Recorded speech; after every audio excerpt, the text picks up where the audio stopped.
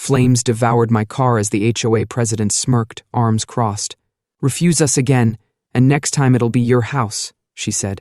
She had no idea she'd just torched a federal prosecutor who spent 23 years dismantling crime syndicates. What happens when a petty tyrant targets the one man who knows exactly how to destroy her? This is how a corrupt HOA picked a fight with someone trained to end empires, and lost everything. After wrapping up decades of prosecuting organized crime in Chicago, I was ready for peace and quiet. Oakridge Estates seemed perfect: manicured lawns, pristine houses, and the promise of suburban tranquility. Moving day went smoothly. A few neighbors even brought welcome baskets. That's when I first noticed her watching from across the street. Sandra Whitmore, clipboard in hand, studying my moving boxes like they contained evidence. The doorbell rang at 7 a.m. the next morning. There stood Sandra, pearl necklace gleaming against her crisp blazer. "Welcome to Oakridge," she said with a smile that never reached her eyes. "I'm the president of our homeowners association. I brought your membership papers." I reviewed the documents, 47 pages of restrictions, regulations, and monthly dues that seemed astronomical for what they provided. "I appreciate the offer," I said, "but I'll pass." Her smile vanished. "Everyone joins, Mr. Carter, even the stubborn ones. Eventually. Practically isn't the same as legally required," I replied, handing back the papers. Something darkened behind her eyes. "You don't understand. The HOA protects everyone's interests here." "I'm sure it does," I said, "but I'll manage my property my own way. Thank you." "That's unfortunate," she said.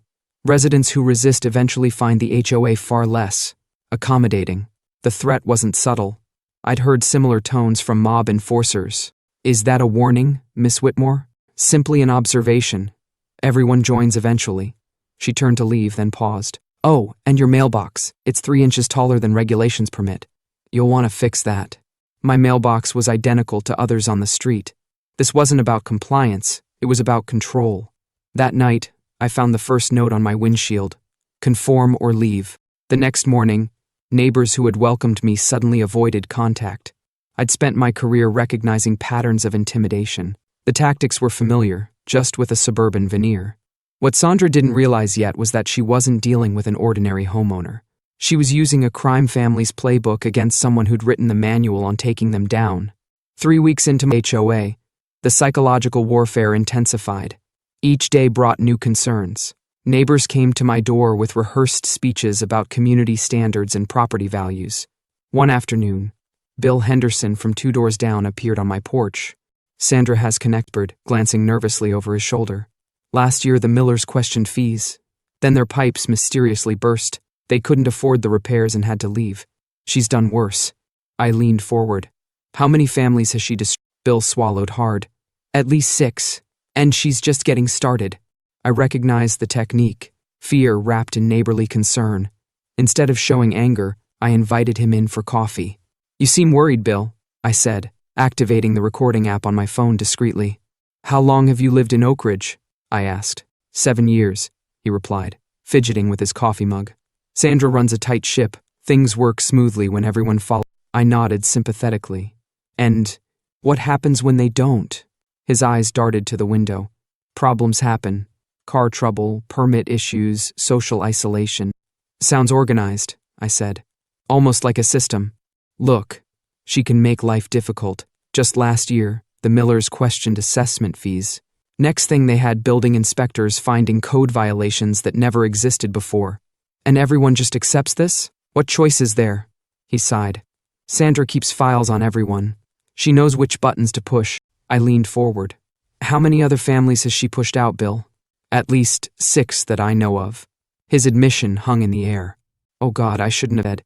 "Actually, Bill," I said, revealing my phone, "I think you said exactly what needed to be said." His face drained of color. "She'll know I talked." "No, she won't," I assured him. "Because you're now protected by something more powerful than Sandra, evidence in a federal investigation." His eyes widened. "Federal? Who are you?" I smiled. "Just a new neighbor who knows exactly how to handle organized intimidation." As Bill left, visibly shaken, I felt a familiar satisfaction. The first piece of evidence was secure. The HOA didn't realize they weren't terrorizing a helpless homeowner. They were providing case materials against themselves. The discovery that Sandra had systematically forced out 6 families gave me a clear direction. This wasn't just petty neighborhood tyranny, it had all the markers of a racketeering operation. I decided to apply the same methodical approach I had used against crime syndicates. My first step was surveillance. I installed cameras covering my property, visible ones as a deterrent, hidden ones to gather evidence. It paid off immediately. At 3:17 a.m., my phone alerted me to movement in the front yard. On the screen there was Sandra, business suit exchanged for black clothing, measuring my grass with a ruler and photographing my mailbox. Rather than confronting her, I documented the trespass and began building my case. Next came counterintelligence. Each morning I walked the neighborhood before dawn, photographing similar violations at board members' homes, Jim Baker's fence that exceeded height restrictions, Treasurer Helen Porter's unapproved garden gnomes, Sandra's own non-regulation porch lights. The hypocrisy was blatant and now documented. I leveraged my federal contacts quietly. My former colleague at the FBI ran background checks that revealed Sandra's sealed embezzlement conviction from her previous homeowners association in Florida. Helen had an insurance fraud case settled out of court. 3 other board members had financial irregularities in their histories. This wasn't random.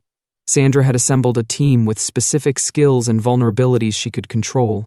The pattern became the HOA's maintenance worker to a storage unit rented under Sandra's maiden name. While he was inside, I placed a small tracking device on his vehicle, a technique I'd used countless times on syndicate couriers. The next day, I arrived at the storage facility with a warrant obtained through a judge who owed me a favor. Inside were meticulously organized files on every resident who had ever questioned Sandra's authority, financial information, personal photographs, and detailed pressure strategies tailored to each family's vulnerabilities.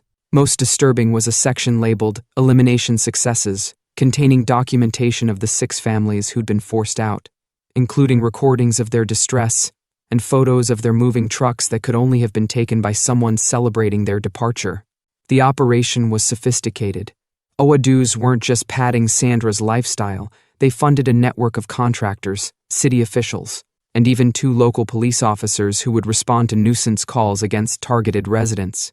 Bank records showed thousands funneled through shell companies for neighborhood improvements that never materialized, each discovery connected to another. Sandra hadn't just created a corrupt HOA, she'd established a perfect microcosm of organized crime hidden behind suburban respectability. The familiar rush of building a case returned. Each piece of evidence strengthened the web that would eventually trap her. The turning point came when I intercepted communications between board members discussing their special assessment fund, a slush fund used to pay their enforcement network. In one email, Sandra explicitly instructed Jim to arrange for my water service to be disrupted as a first-level warning. I recognized the pattern immediately. It was identical to how crime families escalated pressure on businesses that wouldn't pay protection money. Start with inconveniences, escalate to property damage, and finally move to violence. Sandra was following the same playbook but against someone who had spent decades learning to dismantle it. Sandra's campaign against me entered a new phase with precision that would have impressed even the most ruthless crime bosses I prosecuted. My water mysteriously shut off mid-shower. My mail arrived mangled or went missing entirely. 3 times I found dead birds arranged on my welcome mat, amateur intimidation but effective in its message. The social isolation cut deeper than the practical inconveniences. Neighbors crossed the street to avoid me. Children were hurried away when I walked past. Invitations to community events stopped arriving. I'd experienced similar tactics from mob families who turn neighborhoods against witnesses, but experiencing it firsthand revealed the true psychological toll. The HOA's monthly newsletter, printed on expensive glossy paper that surely consumed a significant portion of those inflated dues, began featuring a community concerns column that described an unnamed resident whose refusal to participate endangered our community standards. The article detailed suspicious activity at my address and hinted at potential criminal connections. The irony wasn't lost on me. One morning I found my garbage cans overturned and contents scattered across my lawn, just as Sandra drove by with the code enforcement officer she kept in her pocket. The $250 citation arrived that afternoon. When I contested it with clear evidence of tampering, the appeal was denied without review. Classic racketeering: create the problem, then profit from the solution. Their mistake was assuming I was fighting alone. 20 years of prosecuting organized crime had taught me to build networks of my own. I maintained contact with Bill Henderson through secure channels, gathering intelligence about upcoming HOA maneuvers. I documented every violation, building a case that grew stronger each day. The true turning point came when I discovered Alice Greenberg crying on her porch at 83. Alice had lived in Oakridge longer than anyone. She clutched an HOA violation notice citing her unauthorized wind chimes and excessive bird feeders. The fine was $750, almost her entire monthly Social Security check. "They've never bothered me before," she sobbed. "But yesterday, I waved to you when you walked past. This morning, this was taped to my door." The vindictiveness infuriated me. "Alice, has Sandra pressured you before?" Now she says I need to show community solidarity by avoiding disruptive elements." Alice wiped her eyes. "I've lived here 37 years. My Harold helped build the park they're so proud of. I made a decision. Alice, what if I told you we could stop Sandra permanently, but I need your help?" Her expression shifted from despair to determination. "That woman has bullied her last neighbor. What do you need?" I showed Alice my evidence file, the surveillance photos, financial records, and pattern of harassment. Her eyes widened. "She's been doing this for years. The Johnsons, Patels, Wilsons, all wonderful families who suddenly moved. I always wondered why." Alice became my most valuable ally. Her home, assumed to be safe by Sandra's crew, became our operational headquarters. Other neighbors carefully joined our resistance. The Mendez family, whose landscaping business lost contracts after they questioned assessment increases. Tom Franklin, whose disability accommodation requests were repeatedly denied. The Changs, who faced constant citations after refusing to remove their cultural garden ornaments. We created a shadow network within Oakridge, documenting abuses and building a comprehensive case. Small recording devices captured board members making threats. Hidden cameras recorded their enforcers vandalizing property. Most critically, we tracked the money, following every dollar from inflated dues to Sandra's network of corrupt officials. Sandra sensed the resistance forming but couldn't identify its source. Her tactics grew more desperate and more careless as pressure increased. So did her mistakes. She didn't realize she wasn't fighting just one stubborn homeowner anymore. She was facing a coordinated operation led by someone who had dismantled countless organizations far more sophisticated than her. Suburban crime ring. The quarterly HOA meeting was mandatory for all residents, another of Sandra's control mechanisms. The community center buzzed with tension as I took a seat in the back row. Alice nodded discreetly from across the room, our hidden recording devices activated. Sandra dominated the meeting with practiced authority, detailing new security measures that conveniently required a special assessment of $500 per household. When the financial report showed a $43,000 surplus, Sandra quickly glossed over it. My moment had arrived. "I'd like to ask about line item 6 on page 3, I said, standing. The room fell silent. "It shows $43,000 for administrative consulting, but there's no breakdown of these services." Sandra's smile tightened. "Those are standard operational expenses, Mr. Carter. If you join the HOA, you'd receive the detailed reports. Actually, public disclosure laws require financial transparency regardless of membership," I countered, distributing copies of the relevant statute. "Especially concerning funds collected under color of authority." Whispers rippled through the crowd. Sandra's face flushed. "Are you accusing the board of something, Mr. Carter?" "I'm simply requesting information all homeowners are legally entitled to," I replied. "Unless there's something in those expenses you'd prefer to keep hidden." Her composure cracked. "Some people seem determined to undermine the stability of our community," she hissed. "People who refuse to contribute, yet demand privileges. People who clearly don't understand that some personal tragedies are entirely preventable." "This meeting is adjourned," she snapped, gathering her papers while instructing board members to stay behind. At 3:07 a.m., the sound of breaking glass jolted me awake. From my bedroom window, I watched a figure approach my car in the driveway. Security lights illuminated Sandra's face as she poured liquid over the hood. The acrid smell of gasoline drifted through my open window. I activated the emergency recording protocol on all cameras and dialed 911 as Sandra struck a match. The whoosh of flames was immediate, hungry fire engulfing my sedan. I reported the arson in progress, specifically identifying Sandra Whitmore as the perpetrator. Most revealing was Sandra's reaction. She didn't flee. Instead, she stepped back, crossed her arms, and watched the blaze with satisfaction. When neighbors emerged from their homes in panic, she calmly stated, This is what happens to people who don't understand community standards. As sirens wailed, I did what I'd trained 23 years to do, let her think she'd won. While I prepared her annihilation, her eyes met mine through the window. Rather than showing fear of being caught, she smiled, confident in her impunity, certain that her network of corrupt officials would protect her as it always had. The fire department arrived quickly, followed by 2 police officers I recognized from Sandra's personnel documentation. When I attempted to show them the surveillance footage, they insisted it needed to be processed through proper channels. I played the traumatized victim perfectly, appearing shocked and confused. Sandra provided a practiced alibi about being home asleep, while the officers nodded sympathetically as they left. This is what happens to people who don't understand community standards. Mind approaching me with a whisper. Next time it might not be just your car. Some accidents happen inside homes. She had no idea she'd just delivered the final piece of evidence I needed, on camera, with multiple witnesses, and to a federal prosecutor who just watched her commit felony arson. As dawn broke over the charred remains of my car, I made a crucial strategic decision. Rather than immediately revealing my profession, I maintained the facade of a frightened homeowner.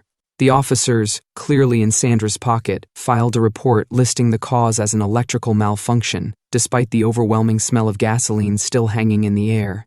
These things happen, one officer said with practiced indifference. Maybe consider joining the HOA. They have excellent security protocols. I nodded meekly, playing my role. I'll think about it. I activated the next phase of my operation. The surveillance footage, already secured on encrypted servers, was transmitted to Jessica Ramirez, my former deputy at the Chicago field office. Within an hour, she called back. "Holy hell, Mark," she exclaimed. "This is textbook racketeering with bonus arson. We got jurisdiction the second she used fire. I need this done by the book." "I need this done by the book," I instructed. "This woman has half the local authorities compromised. Federal warrants, full tactical team, simultaneous execution by noon." Judge Martinez, who still remembered how I protected his family during a cartel trial, had signed search warrants for 7 addresses, the homes of all board members, the HOA office, and Sandra's storage unit. But the FBI found nothing at Sandra's first storage unit. She'd anticipated me, but she'd missed the second lockbox, the one under Alice's porch. Inside was more evidence, labeled elimination successes, and proof this went deeper than one neighbor. At precisely 6 a.m. the next morning, synchronized raids hit all 7 locations. I stayed away, maintaining my cover while the FBI's tactical teams executed flawlessly. Sandra was still in her bathrobe when agents breached her front door, her expression of entitlement collapsing as they presented federal warrants. The evidence recovered exceeded even my expectations. Sandra's home office contained financial records detailing embezzlement from 3 different homeowners associations. Helen Porter's computer held spreadsheets tracking compliance and incentives, bribes to local officials. Jim Baker maintained detailed surveillance logs on problematic residents. Most damning was the discovery in Sandra's garage, gasoline-soaked clothing matching what she'd worn during the arson, hidden behind holiday decorations. The arrogance was staggering. She hadn't even bothered to dispose of the evidence. The storage unit yielded the operational manual of their enterprise, a binder Sandra titled Community Management Techniques that outlined escalating pressure tactics from social isolation to property damage. It included profiles of every resident who had ever opposed her, complete with their vulnerabilities and pressure points. I waited until all evidence was secured before making my entrance. As FBI agents escorted Sandra from her home in handcuffs, I stepped from my unmarked federal vehicle, badge visible on my belt. Federal Prosecutor Mark Carter, I introduced myself formally. Organized Crime Division. The shock on Sandra's face was everything I'd hoped for, the dawning horror as she realized she hadn't just targeted any homeowner but someone with the exact expertise to dismantle her operation. "This is absurd," she sputtered. "I'm the victim here. This man refused to comply with community standards." "Community standards don't typically include arson, extortion, mail fraud, and racketeering," I replied calmly. "But we've documented at least 37 federal violations so far." Her composure completely shattered. "Do you know who I am? I have connections. This neighborhood needs me." "What this neighborhood needs is justice," I said loud enough for gathering neighbors to hear. "And as someone who spent 20 years prosecuting organized crime, I can assure you, your organization was amateur at best." As FBI agents led her away, Neighbors emerged from their homes, watching in stunned silence. Alice approached, tears streaming down her face. "Is it really over?" she asked. "It's over," I confirmed, "and something better can begin." The look of relief spreading across faces that had lived in fear for years was more satisfying than any courtroom victory I'd ever experienced. Federal courtrooms have a way of diminishing even the most imposing figures. Sandra Whitmore, stripped of her designer clothes and forced into standard-issue attire, looked smaller than I remembered. The 7 defendants sat in a row, the entire HOA board now united in mutual suspicion rather than community control. The prosecution was handled by Jessica Ramirez, allowing me to sit as a witness rather than prosecutor. She began methodically establishing the pattern of racketeering that had terrorized Oakridge Estates for years. "The United States will prove that these defendants operated a criminal enterprise disguised as a homeowners association," she declared. "They used intimidation, fraud, and violence to extort money and compliance from their neighbors." The evidence was overwhelming. Financial audits revealed over $1.2 million in misappropriated funds across 5 years. Forensic accountants traced money flowing from HOA accounts to offshore shells and back to the defendants' personal finances. But the courtroom fell completely silent when the surveillance video played, Sandra deliberately pouring gasoline on my car, lighting the match, then crossing her arms to watch with a smirk of satisfaction. Her attorney's claims about community protection collapsed as the jury watched her clear delight in the destruction. Former residents who had been driven out returned to testify. The Patels described threatening notes with racial slurs. The Wilsons recounted how their children were systematically excluded from community events. The Johnsons explained how their business mysteriously lost clients after they questioned assessment increases. Sandra's defense strategy imploded when her CO defendants began turning against each other. Treasurer Helen Porter was the first to break, offering testimony for leniency. Sandra called it applying appropriate pressure, she testified. She kept what she called an elimination list of residents who questioned her authority. The goal was always to force them out and replace them with compliant neighbors. The bombshell came when Helen revealed Sandra's special notebook, a meticulous record of successful removals, with photographs of moving trucks and calculations of the profits generated when properties were sold under duress. Sandra's attorney attempted a desperate defense. "My client was simply enforcing community standards that everyone." "Did everyone agree to arson, Miss Whitmore?" Jessica countered. "Did they agree to harassment, intimidation, and fraud?" When I took the stand, Sandra couldn't maintain eye contact. I methodically outlined how her operation mirrored organized crime tactics I prosecuted for decades. The same patterns of territory control, intimidation, and financial exploitation. In 23 years of prosecuting criminal enterprises, I concluded, I've never seen one hide so effectively behind respectability while terrorizing an entire community. Judge Eleanor Maxwell, herself a former victim of HOA overreach, delivered the verdict with unmistakable satisfaction. "The court finds all defendants guilty on all counts," she said. Her sentencing speech became infamous in legal circles. "You corrupted the very concept of community," she told Sandra. "You weaponized neighbors against each other for personal profit. You didn't just violate federal law, you violated the trust and safety of those who simply wanted a peaceful place to live." Sandra received 15 years for racketeering with additional consecutive sentences for arson, mail fraud, and obstruction of justice. The other board members received sentences ranging from 5 to 12 years. The most powerful moment came when Sandra was led away in handcuffs, finally understanding that her reign of suburban terror had ended. As she passed me, she whispered, "I should have checked who you were before burning your car." "Yes," I replied quietly. "You really should have." The courtroom erupted as the defendants disappeared through the door leading to the federal detention center. A community finally united in relief rather than fear. The first neighborhood meeting after Sandra's conviction was held on my front lawn. No formal invitations, mandatory attendance, or threats, just neighbors gathering by choice for the first time in years. "I don't even know how many of you there are," Alice observed, looking around at the faces Sandra had kept so isolated from each other. That simple observation became our starting point. We introduced ourselves properly, not as addresses or assessment values, but as people with names, stories, and shared hopes for our community. The transformation was immediate and profound. The Mendez family volunteered their landscaping skills to help elderly residents maintain their yards. The Changs taught traditional cooking classes in their now unrestricted cultural garden. Children played freely between houses without fear of violation notices. We dismantled the HOA structure entirely, replacing it with a simple voluntary community covenant based on mutual respect rather than control. The intimidating rulebook, 73 pages of restrictions under Sandra's regime, was ceremoniously recycled and replaced with a single page of reasonable guidelines. The most symbolic change came when we removed the pretentious Oakridge Estates monument sign, Sandra's prideful marker of exclusive territory, and replaced it with a community garden where neighbors could grow food together. We planted the first seedlings exactly where Sandra used to stand to survey her domain. Recovery was instant, yet years of enforced suspicion had created deep wounds. Some residents still flinched when neighbors approached their property. Others hesitated before making even minor changes to their homes. The ingrained fear of retribution lingered like a ghost. Healing came through practical action.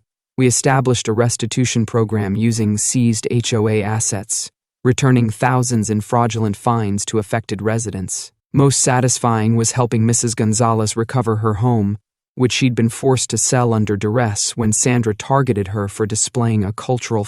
Former enemies became allies in rebuilding trust.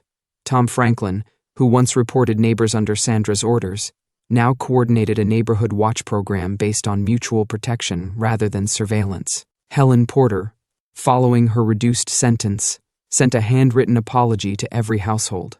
The most profound transformation was invisible: the disappearance of fear. Neighbors who had lived defensively for years gradually lowered their guards.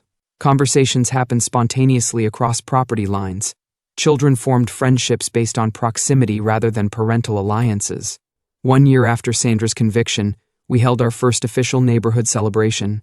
Looking around at laughing families sharing food across picnic tables where unauthorized gatherings had once been punished, I realized we hadn't just removed a criminal enterprise, we'd rediscovered what community actually meant.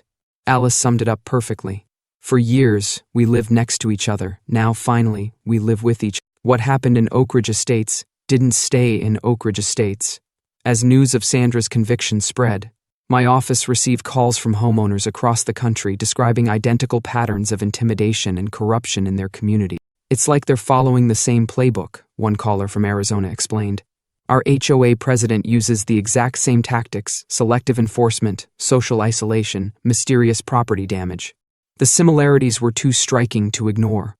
Working with the FBI's white-collar crime division, we launched a nationwide investigation that uncovered a disturbing pattern. Former associates of Sandra's had established similar operations in communities across 12 states. Local news coverage of our case inspired homeowners to examine their own HOA finances. In California, residents discovered their board had embezzled over $4 million through fraudulent maintenance contracts. In Florida, an HOA president was found to be selling homes seized through manipulated foreclosures. Each case followed Sandra's methodology with slight regional variations. Congressional hearings, as the scale of the problem became apparent, I testified alongside Oakridge residents, presenting evidence that these weren't isolated incidents, but a systematic exploitation of HOA legal structures. These organizations operate with minimal oversight despite controlling assets worth billions, I explained to the committee. They wield quasi-governmental powers without governmental accountability. The hearings led to the Neighborhood Protection Act, establishing federal oversight of HOA finances and operations. The legislation created clear pathways for residents to challenge abusive practices without fear of retaliation. Sandra's case became required study at the FBI Academy as a textbook example of how organized crime adapts to exploit legitimate structures. Crime syndicates had moved beyond traditional territories into the perfectly legal framework of community governance. Most meaningful were the letters I received from homeowners who found the courage to challenge corrupt boards after hearing our story. A group in Seattle successfully removed their entire board after documenting similar abuses. A retirement community in Florida recovered nearly $300,000 in misappropriated funds. Each letter represented not just financial recovery but reclaimed dignity. People who had been made to feel powerless in their own homes, finding strength in solidarity and legal action. The legislative analyst who tracked the impact of our case put it best. What happened in Oakridge wasn't just about one corrupt HOA. It exposed how vulnerable our communities are to organized exploitation. But it also showed that when neighbors stand together, even the most entrenched corruption can be defeated. The greatest vindication came when former HOA victims nationwide began running for local office. transforming governance from the ground up with transparency and genuine community service. Sometimes justice arrives in unexpected ways. Sandra wanted to make an example of me. Instead, she became the cautionary tale. Standing up to tyranny, whether in courtrooms or cul-de-sacs, is always worth the fight, especially when you have the perfect evidence to extinguish their flames for good.